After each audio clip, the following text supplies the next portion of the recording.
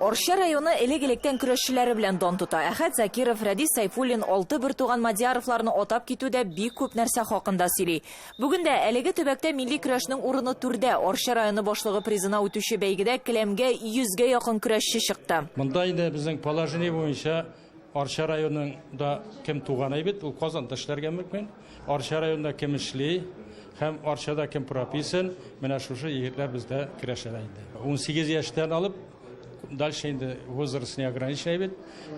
16 яшьләрдә инде әти-әнисенә рөхсәт аларны кертәбез. Монда үлчәү категориясенә килгәндә 60 килограмм, 65 килограмм, 70, 75, 80, 85, 90, 100 килограмм, 130 һәм 130 килограммнан югары булган үлчәү категориясендә көрәшчеләр.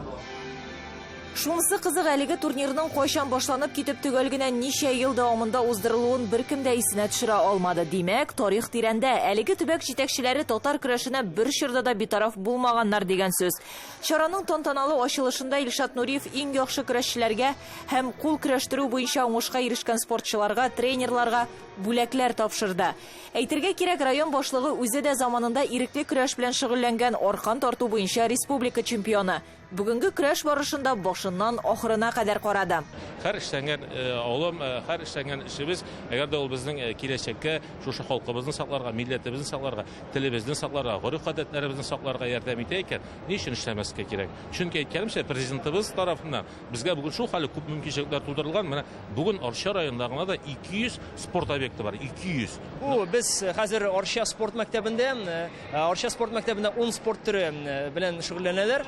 Аның 8 олимпия спорт түрі болса, 2-се менә көрәш һәм әле кул көрәштерү, алар инде олимпия спорт түренә кирмәгән, ләкин халыкчан, халык яраткан район җитәкчелеге тарафыннан күтәрелгән спорт төрләре. Бүген инде сез күрәсез, шушы Орша спорт комплексында көрәш ярышы бара. Ул районның иң зур ярышларының берсе.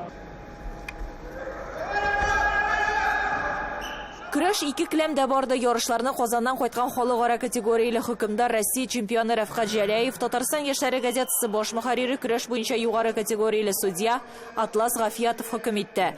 Инде көрәшчеләргә килгәндә без алар белән дә аралашып алдык. Илшат Фазылҗанов Орша педагогия көллиятен тәмамлап, бүген КФУның Алабуга шәһәрендәге филиалында читтән торып белем ала.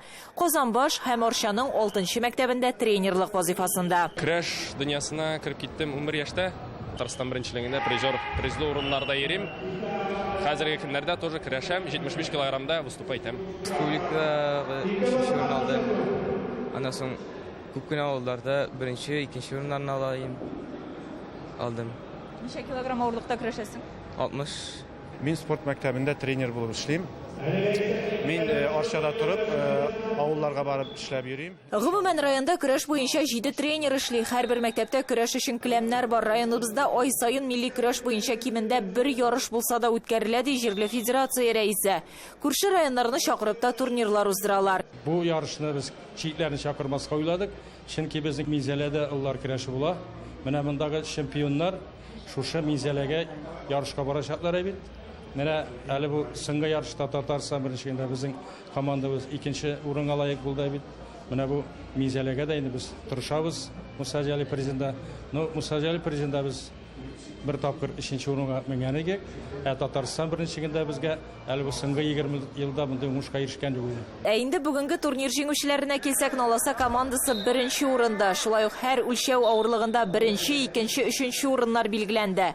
Чараның үзенчәлеге 4нче урында калучылар да бүләксез кайтып китмәделәр.